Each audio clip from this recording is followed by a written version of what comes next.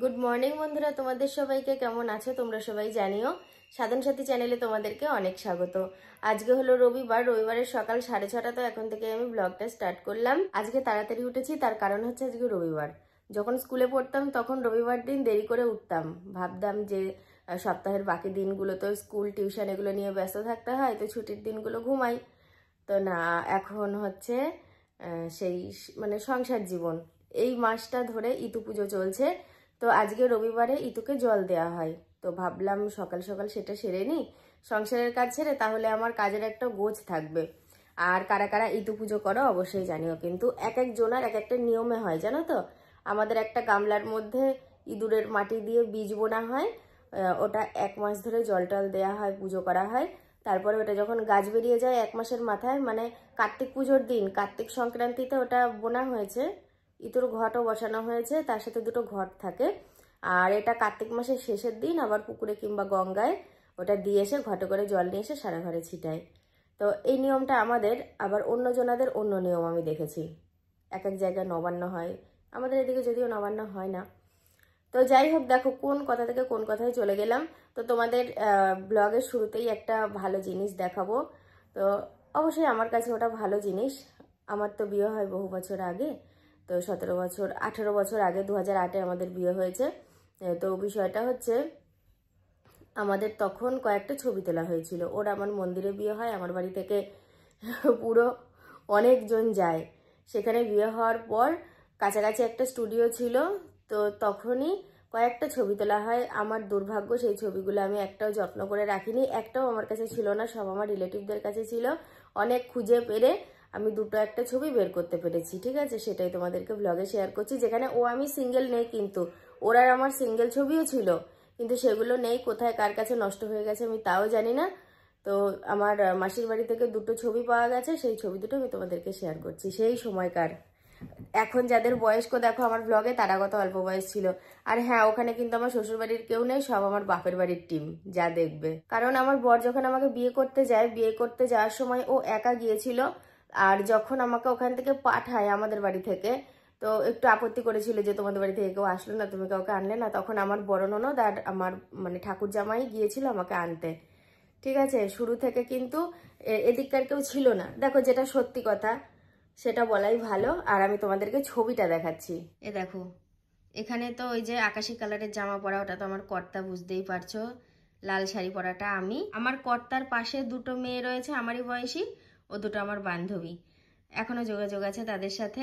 লাল শাড়ি পরা আমার দিদা, তার পাশে আমার মা, তার ওই পাশে ছোট্ট করে মুখ দেখা যাচ্ছে আমার ছোট মাসি। আর একটা যে বাচ্চাদের জামা পরা ছেলে, ওটা আমার মাসতুতো ভাই, মুখটা কেমন হয়ে গেছে। তারপরে আমার দাদু, আমার বাবা, দেখো আমার বাবা কত অল্প বয়স ছিল, আমার ওই মাসির মেয়ে 2টো, আমার মামা। পুরো একদম একটা গ্রুপ ফটো। এটাতে আমি আছি, আমার কর্তা নেই, বান্ধবী 2টো, মাসি আর আমার বোন, ঠিক আছে? এই হচ্ছে আর একটা ফটো। তো বাকি ফটোগুলো আমরা 2জন ছিলাম, সেরকম কয়েকটা ছবি আছে, সেরকম মানে সেই ছবিগুলো পেলেও তোমাদেরকে শেয়ার করতাম, ভালো লাগতো।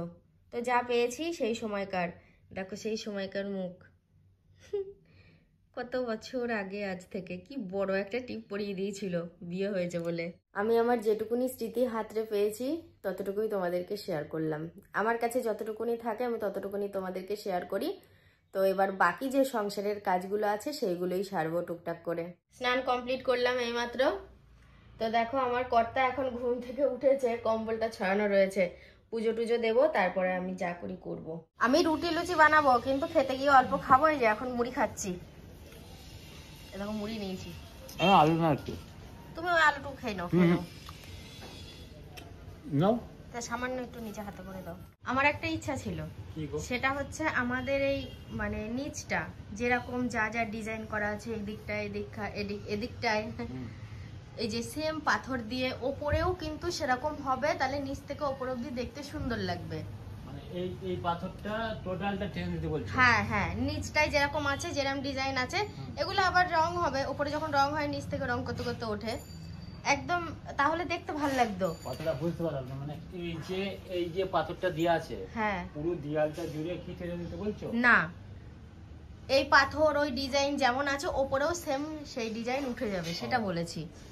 এই পাথর এই যা আছে ওই ওপরে সব উঠবে, তাই তো? হ্যাঁ হ্যাঁ। আর এই পাথর তো ওই ওপর পর্যন্ত উঠেই যাবে। না, হবে না। কি হবে? হবে না, তার কারণ হচ্ছে এই এই ডিজাইন আর পাওয়া যাবে না, নেই। এই পাথরটা নেই সব মার্বেলসের দোকানে এই ডিজাইন নেই। তাহলে এই ডিজাইন না পাওয়া গেলে তাহলে কিভাবে উপরটাই দেওয়া হবে? অর্ডার দিলে চলে আসবে। তাই হয়? আমাদের অল্প কটা লাগবে তার জন্য ওইভাবে আসে না। দেখা গেল তোমার হয়তো 10 পেটি লাগবে, 10 পেটি মাল নিয়ে চলে আসবে, ঠিক আছে? আবার দেখো যদি দুই একটা ভেঙেও যায় কোনো কারণবশত, যদিও আমার মনে হয় রাখা আছে না এই ডিজাইনটা? আচ্ছা আচ্ছা আচ্ছা। হ্যাঁ, তাহলে তো এক পেটি রাখা আছে। ওই মিস্ত্রি তখন বলেছিল যে বেশি রেখে দেবেন 2-4 পিস, কারণ কখনো যদি কোনো আঘাতে ভেঙে টেঙে যায়, পাওয়া না গেলে 2-1 পিসের জন্য কোথায় অত কি খোঁজ করা হবে। ডিজাইন তোমার হচ্ছে কি জানো তো, মানে এখন যে ডিজাইনটা হয় 2-4 বছর পরে সেই ডিজাইনটা পাওয়া যায় না। না, পাওয়া যায় না, তো ওই জন্যই তো মুশকিল। আমার কর্তা ভাবতেই পারছিল না যে কি আনবে বাজার থেকে, তো 7-5 ভেবে চিকেন নিয়ে চলে এসছে। তো এখানে 500 গ্রাম রয়েছে এক বেলার মতো, ওই বেলায় যেহেতু রান্না হবে তো সেই জন্য একটু চিকেন এনেছে। বাজারে তো নিশ্চয়ই সব রকম মাছ পাওয়া যায়। সায়ন আজকে দেখো কত বড় বাটা মাছ নিয়ে এসছে। বাজার থেকেও সচরাচর আমি এত বড় বাটা কিনি না, যা বড় বাটা এটা। ওদিককার কাজ সব সেরে আসলাম, এ দেখো একবারে মুখ টুক ধুয়ে এসছি, একটুখানি চেঞ্জ করব। আমার একটা মানে ছোট্ট কাজ আছে, মানে শুটের ব্যাপারেই বেরোবো, ইনস্টা শুট আছে। তো আমার কর্তা দেখি ঘুমায়নি, শুয়ে রয়েছে। আমি মনে মনে ভাবছিলাম যদি দেখি ঘরে গিয়ে ঘুমিয়ে গেছে তাহলে তো আর ওকে ডাকলে উঠবে না, তো ওই জন্য ভাবলাম তাহলে আজকে যাওয়াই হবে না। কিন্তু এসে দেখছি ও জেগে যেহেতু আছে, তো ঠিক আছে কাজটা সেরেই ফেলি। আর আমি না খুব হাসছিলাম ওর একটা কীর্তি দেখে, মানে স্নান করেই সোয়েটারটা পরে নিয়েছে। আমি বললাম যে তুমি কি ভাত খেতেও সবুজ হইবা না? বলছে আমার শীত করলে আমি কি করব। এই সোয়েটারটা মনে আছে গতবার কেনা হয়েছিল? গতবার নিয়েছিলাম। কে কিনে দিয়েছিল বলো গতবার? তুমি ভুল করছো, মনে করে দেখো। অত মনে নেই আমার। সেই গাড়ি করে বিক্রি করতে আসে, আজকে এসছিল। 300 টাকা করে দাম, বিছানার চাদর, তারপরে এরকম জ্যাকেট, মেয়েদেরও শীতের পোশাক। তো ওই গাড়ি দাঁড় করিয়ে অনেকজন নিচ্ছিল, রাজু কিনে দিয়েছিল ওর মামাকে এটা। আমি একটু সেজে গুজে যেই দাঁড়িয়ে রয়েছি এইখানে বেরোবো বলে, ওর সাথে একজন কিন্তু আমার দিকে অবাক দৃষ্টিতে তাকিয়েই রয়েছে, যেটা আমি বুঝতে পারছি, তোমরা বুঝতে পারছো না। দেখবে আমি যেই কোথাও বেরোই, মানে প্রকাশভাবে কি হয়তো কোনো নিমন্ত্রণ বাড়ি যাচ্ছি, ওই জন্য খোঁজ নিচ্ছে যে আমি কোনো নিমন্ত্রণ বাড়ি যাচ্ছি কিনা। আসলে ও গাড়িটা বের করবে, গাড়িটা বের করলেই তারপরে আমরা বেরোবো। এই তো এবার কাকিমা কিছু বলবে। কাকিমা আমি এখানে কি করতে আসি? চা খেতে আসো, হ্যাঁ সদা করতে আসো। হ্যাঁ, আমি এই কাকা কাকিমার দোকানে চা খেতে আসি, সদাই নিতে আসি। আগেও বন্ধুরা দেখেছে, আবারও আজকে দেখলো। তো একটু বেরিয়েছি, তো কাকিমা বারবার বলছে একটু চা খেয়ে যাও। কাকিমার কথাগুলো শুনতে হেভি আমার লাগে। দোকান আছে, আমার দোকানে কি খাল্লা চলে যাবো, ওই আবার চা খাবো। এই ফুলুরিগুলো যে আমার খুব পছন্দের সেটা নয়, কিন্তু গরম গরম আমি খেতে পারি না, আমার মুখটা কেমন জ্বলে যায়। তো এগুলো কিন্তু তরকারি খেতে কিংবা টক খেতে খুব ভালো লাগে। আমি ওই দোকানদার কাকাকে জিজ্ঞাসা করলাম, বললো 2 টাকা করে পিস।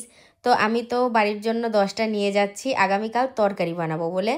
তো সেই কারণে আমি এখানে দাঁড়িয়ে রয়েছি। আর শুধু কি এই ফুলুরি নেব দাঁড়িয়ে থাকবো, ভাবলাম একটা কিছু তেলে ভাজা খাই, ওই জন্য একটা বেগুনিও নিয়ে নিয়েছিলাম। তেলে ভাজা দেখবা গরম না হলে কিন্তু ভালো লাগে না, এটা এতটাই গরম খুব ভাল লাগছিল খেতে। আর কিছু কিছু জিনিস আছে যেমন পিঠে পায়েস, এগুলো ঠান্ডা হলে ভাল লাগে দেখবা খেতে। আবার তেলে ভাজা গরম ভাত, এগুলোর তো কোনো তুলনাই হয় না। আমি তো বাড়ি চলে এসেছি, বাড়ি এসেই দেখো খিচুড়ির জোগাড় যন্ত্র করতে বসে গেছি।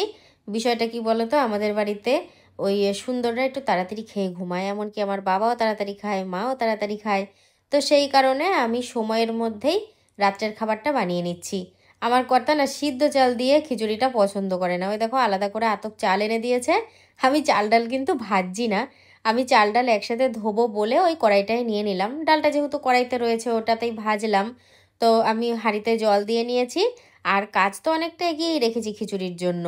ওই বেলাতে ওই ছোলার ডালটা ঘটি করে উনুনে বসিয়ে দেওয়া হয়েছিল, খুব সুন্দর সেদ্ধও হয়েছে।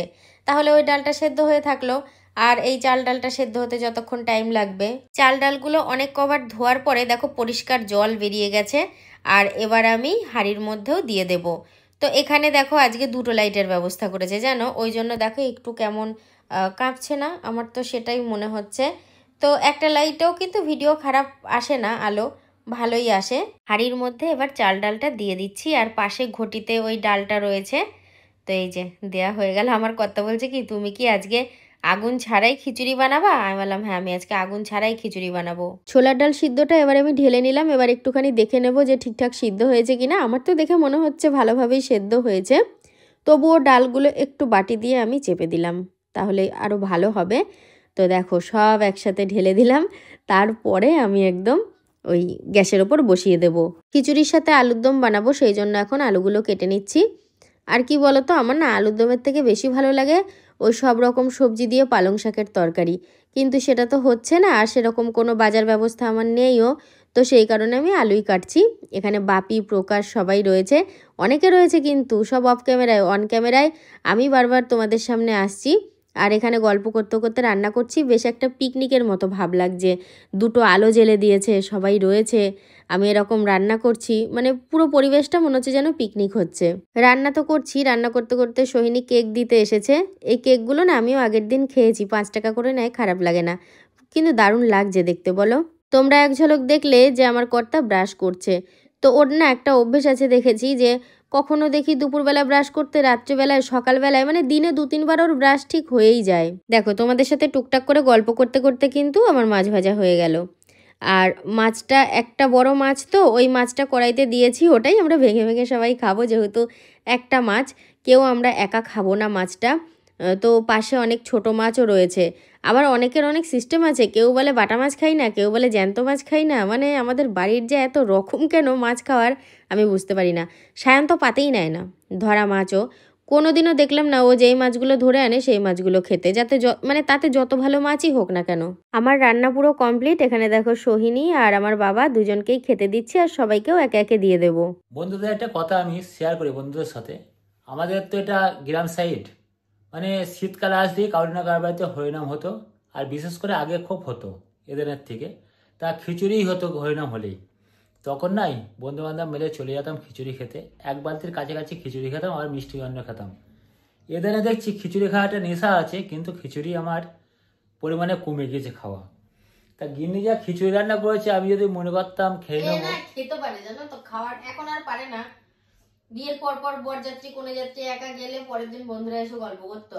কারণ আমার সামনেও কত খেয়েছে, একবার 26 পিস মাছ, 60 পিসের ওপর মিষ্টি, আবার 2 হাঁড়ি না 3 হাঁড়ি দই, আমার পরিমাণ মতো ভাত, 3 কেজির কাছাকাছি দই খেয়েছিলাম। ভাত যে খাওয়া আমি খেয়েছি। তাহলে কি জানি আজকের মতন ভিডিওটা, হ্যাঁ ভিডিওটা শেষ করে দাও। রাত্রি প্রায় 10টা বাজতে চললো। তবে একটা জিনিস ভেবে খুব অবাক লাগে, আমার বরকে দেখে মনে হয় না যে ও খায়, সেটা যেটা আমাকে দেখে মনে হয়। না সেটা নয়, আমার ভুড়ি ওঠে না তাই, তাহলে আমি খেতে পারি বন্ধুরা, প্রচুর খেতে পারি। তাহলে কি আজকের মতন ভিডিওটা এখানেই শেষ করছি।